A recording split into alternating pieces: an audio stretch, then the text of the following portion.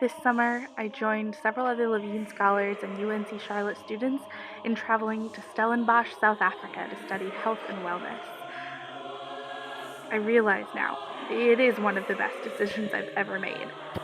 I didn't know what I was getting into going to study health and wellness, which doesn't really seem to pertain much to my political science and theater majors, but when I got there, I realized how intertwined the topics truly are. The performing arts were everywhere, from the drama class I got to help teach at the Sustainability Institute, to the Cape Mongo documentaries we watched at the end of all of Joe's classes, to the choir you hear in this video, the Kayalicha Choir performing songs on the Stellenbosch University campus at a concert a few of us were lucky enough to go to. The political science tie-ins were also clear, between reading Nelson Mandela's Long Walk to Freedom and Trevor Noah's Born a Crime, to our discussions with community groups as to how they're working to combat the repercussions and lasting effects of decades of injustice under apartheid.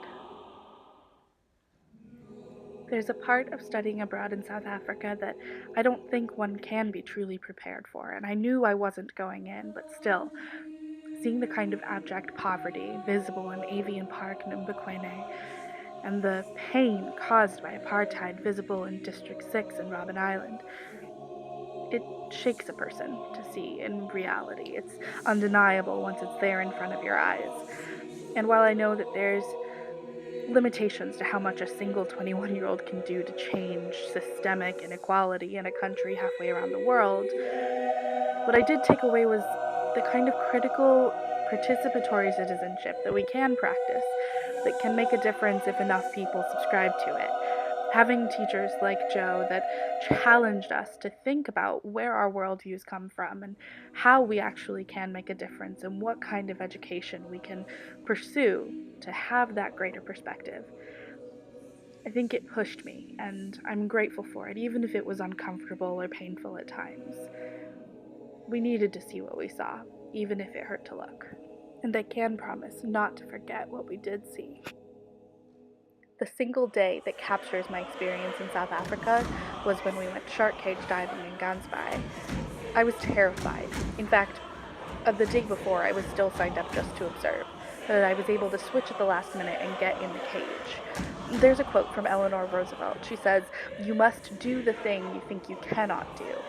And I didn't think I could shark cage dive, just like I didn't think I could make it in South Africa for a month. But the fact that I did, the doing the thing that was terrifying and realizing how powerful it made me feel afterwards, that was what my South Africa experience was about. Well, that and a newfound sense of community and friendship from my study abroad experience.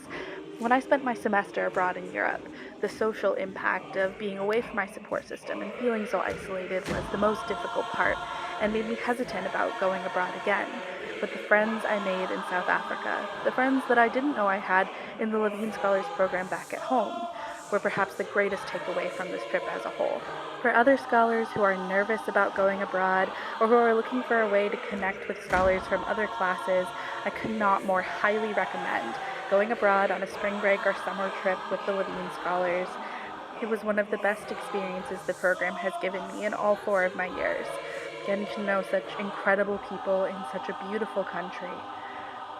I really do miss it already.